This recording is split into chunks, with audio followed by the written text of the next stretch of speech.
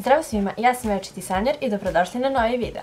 Danas, kao što već vidite po naslovu, sam rešila da snimim svoje misli pred test iz biologije, tako da ako želite da vidite kako to izgleda, ostanite uz ovaj video.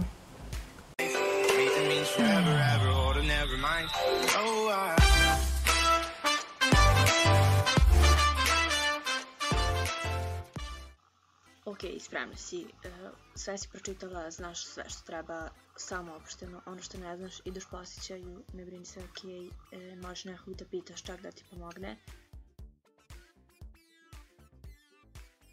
Samo smisli kako ćeš da pitaš, ne njega. Može, bravo. Samo smisli kako ćeš da ga pitaš, da to bude diskretno. Dakle, mogla bih da ponovim malo što sve naučili, da ova lekcija ide kako... ja znaš onu pesmicu i u vrtiću što si učila, ajde da je ponoviš. Trnovita sam ružica i najlepši vrtni cvet. Kako mi je trnje oštro, mene voli ceo svet. Bravo, kako sam pametna, jaj. Joj, još 3 minuta, ne čekaj šta je ovo, još minut, oh my god, još minut, diši ona, diši, znači ono, samo smireno, možeš ti to. Ok, sad sam sigurna 100% da znam sve. Molim? To smo imali za test. Oh my god, ne, ti mene zajebavaš gdje je strana. Ok, u pripremnoj fazi pod dejstvom enzima lipaze dolazi do razgradnje ulja na glicerin i masne kiseline koje se sada podvrgavaju beta-oksidaciji masne kiseline.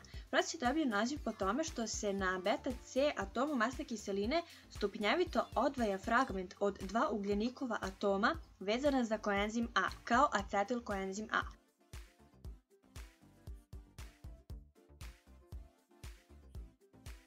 Ok, mogla bih još jednom da ponovim sve ovo, sve najbitnije definicije, moram da budem spremna, ok.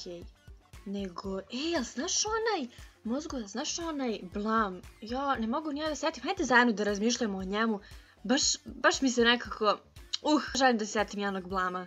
Sad, ne, ušla je ja, evo drži testove, lele, koliko pitanja, majko moja. O majko, ja samo da nije teško, smiri se, samo udahni duboko i samo imaj blagi osmeh na licu, to sve rešava. Gde si prijatelju? Pomozi mi! Ok, dala mi je šta je ovo?